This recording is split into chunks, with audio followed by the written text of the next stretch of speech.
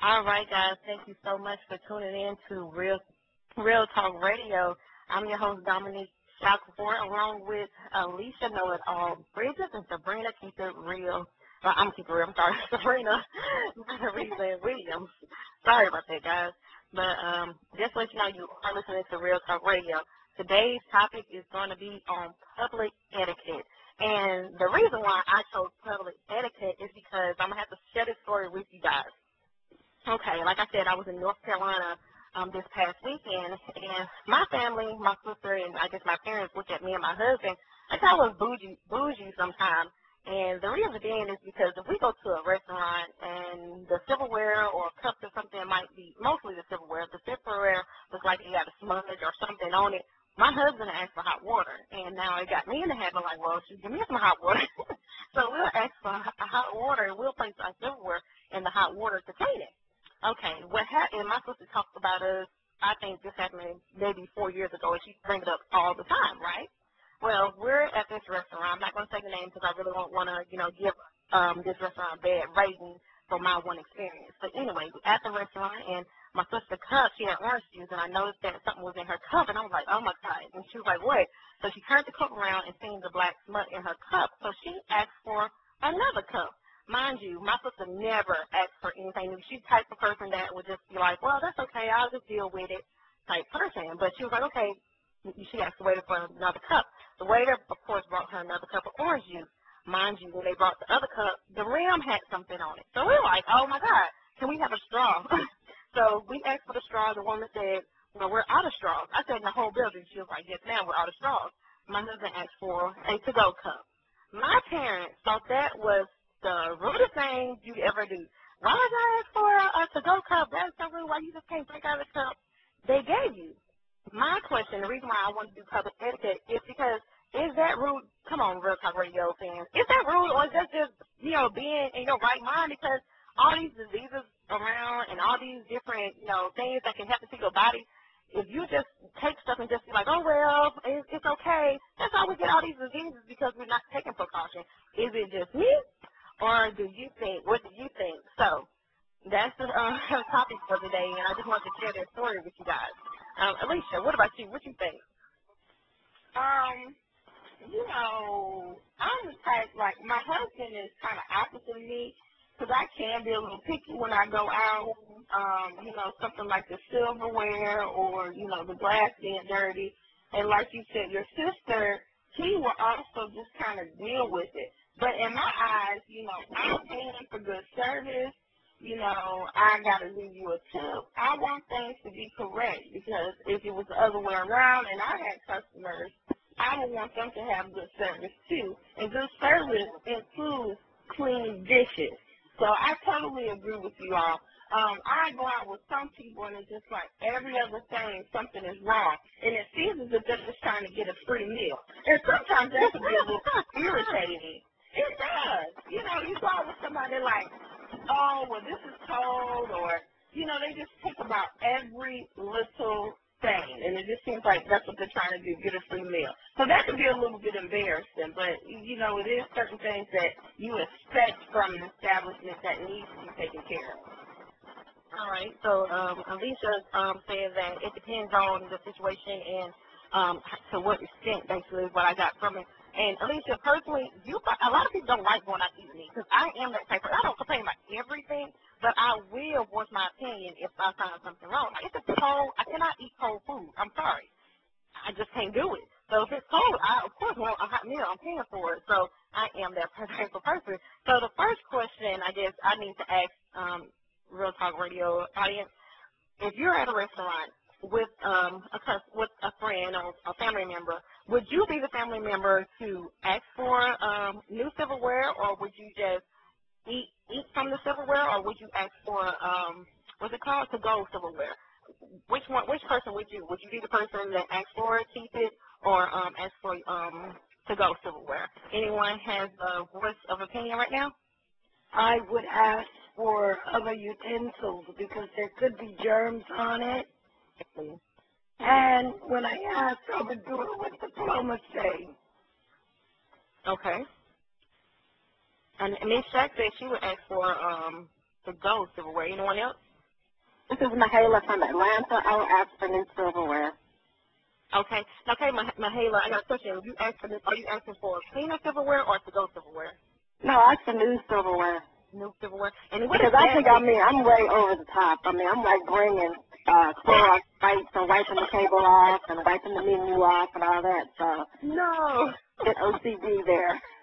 See, that type of person will make me feel good because people make me feel bad, and especially because my husband is worse than me. So imagine going out to eat with me and him. You know what I mean? Hello. Go ahead. Susan. Yeah. Hey, this is Chris, your husband. I have to say that I worked in the restaurant business for a while, so I see what goes on with the silverware and all the other stuff. So that's why I asked for to-go silverware. You don't know what things go on with those silverware, the things you put in your mouth and all this other stuff. People, you have unsanitized people who just drop forks on the ground and pick them back up and put them right back in that same thing that you about to put your mouth on. See, that's why I ask for hot water and all that other stuff, because I know what goes on. Most people don't, so you call me crazy, but sooner or later, when you start coughing and checking all the other stuff, I'm be like, I told you to get that plastic. Hello? Yeah, go ahead. This is Rashina. I used to work at a restaurant, so actually I worked at several, and mostly the waiters and waitresses don't get to touch it, and I've seen some things where people are really thorough in their cleaning, and after you clean, you don't get to see it, but a lot of the times you do get water spots. So if I had guests complain about spoons and forks being dirty when actually it is just water spots. So, I mean, I would change my silverware, though. If I thought that it was something on there wasn't clean, I would definitely ask for new ones. Regina, thank you so much for stating that water spot. And I think that's what the issue be when I see silverware. You can tell it's just a water spot, but my thing is I don't want to see a water spot. You know what I'm saying? Because I don't want to have to guess. I do not want to have to guess, oh, this is water spot. Someone else trying to say something. Hey, Nominee, this is Chris. Hi, Chris. What up? Look, I was watching this Wednesday show one day, right, where the police was trying to track this dude to get his DNA. And the guy went into a restaurant. He sat down and ate. When he finished eating, he wiped the spoon he was eating off of real clean. The police took it and tested it for DNA, and they found 3 people's DNA on that spoon. One of them wasn't the one. The guy they was looking for DNA wasn't on there, but they found 3 people's DNA on that spoon. So that kind of tells you, look, if the FBI can find it, then it's there. Oh, my goodness. Now, I'm glad I didn't see this show because I sure enough be paranoid when I see it. That's disgusting. I'm like, sick now. Like, seriously. Oh, I can tell y'all some crazy stuff. Okay, go ahead. Y'all don't want to hear. Now, I'm just saying, I'm letting tell you some crazy stuff. Okay. You know, when I worked at Burger King, and, you know, that's not necessarily involving utensils, but, you know, you are preparing your food, I can't really remember us doing anything that would be like, you know, we shouldn't be doing this, like dropping bread and, you know, putting it back in the container or dropping the cooking spatulas and, you know, continuing to clean with them without washing them off.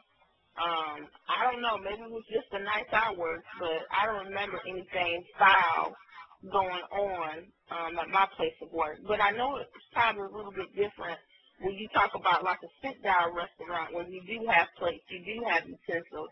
So it's quite interesting, especially with Chris' story, 3 different DNAs on that one fork. It really makes you think about what you're putting in your mouth, like Quez said. But Alicia, think about it. What Rashina said about the water spot. So if you got that water spot residue left on your fork, just imagine what else, because they're not doing that with spray washing it or whatever you call it, hot water. So if they're not even wiping it or taking the time and wiping it clean, that's just disgusting. And now I'll probably be even more anal when I go to the restaurant. I can tell you. I can tell you. Hold on. I think Sabrina wanted to say something. Well, let me ask you something. And I don't know who the young lady was, but she made a good point about the water spots. And a lot of times when my sister and her husband ask for different things, it is water spots. And I understand that he works in the restaurant business and he knows what goes on.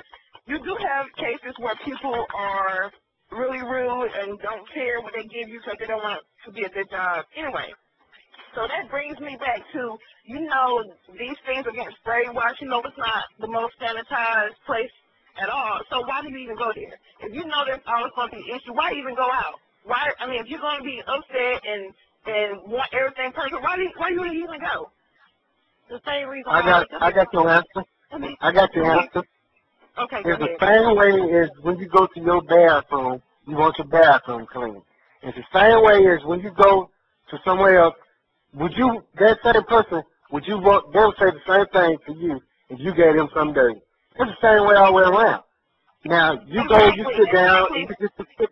Wait a minute, you go down, you sit down, and you think your silverware clean just so they sprayed or whatnot. They're thinking about them going outside smoking, going to the bathroom, not washing their hands, handing you the silverware now. Everybody don't have etiquette.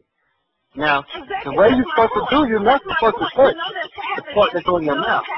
So why do you go there? You already know the type of place it is, so why do you go there? Wait a minute, you think about this now. You have to eat, right? These businesses make $1 million off of you coming there and eating, right? So I know good and well you ain't finna cook every day and sit at home and eat, right? Or you just gonna eat fast food all your life. I go and I try not to complain. Now, if I see something really ridiculous, if I see some food on my store, I'm gonna ask for a new one. But I'm not gonna ask for a new spoon for a water spot because I got sense enough to know that's a water spot. And I also have sense enough to know that these are not the cleanest places. I have sense enough to know that I put my dishes in my sink and I wash them in the sink and then I let them air dry and they get water spots too. So I have sense enough to know these kind of things go on.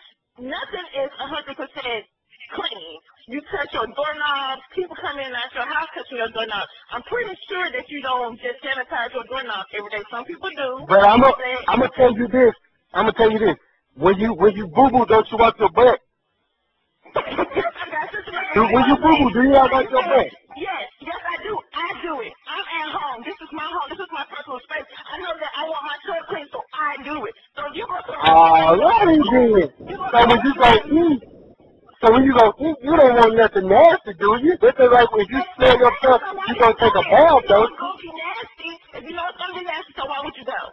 Wait, we gonna go there for everything. It's okay. It's okay. Yeah, I have to deal with on a daily basis. Purchasing food, or if you go to dinner, or you go to breakfast, you have the right to go into a place and patronize it, and you're paying your money. You should not have to sit there and worry about whether or not it's clean because you're supposed to be met the health guidelines and all of those. So the actual customer shouldn't have to worry about if there's a water spot. And by all means, if there's a water spot and it's noticeable, no matter how rude it may come off for the sake of your health, that one water spot could be either a water spot or something else. So you do have the right to take those precautions. And well, it's okay. I understand that, but I'm saying in most cases, if every time you go to a certain restaurant that you have to ask for a cup of hot water to stick your silverware in, why would you even go there if you know that's not the type of place you want to eat at? He probably did also. They're probably taking precautions because they've had a bad experience before. Some people, rather than put themselves in a box and say, I'm just going to be totally absurd, I'm just not going to even patronize or go out to eat anymore. Some people say, I'll just take the second precaution. This is the same thing like asking somebody when you sit down at a restaurant and you pull out your hand sanitizer. Why do you do that when you just got out of your own car? You just have to take those precautions. And it's okay if it's not offensive. It's not offensive because you're protecting yourself. Okay, guys, I think a young man was trying to ask a question before Sabrina started talking. Go ahead. If I'm not mistaken, it sounds like Chris, but if not, go ahead. He had a deep voice, so you can go ahead and talk.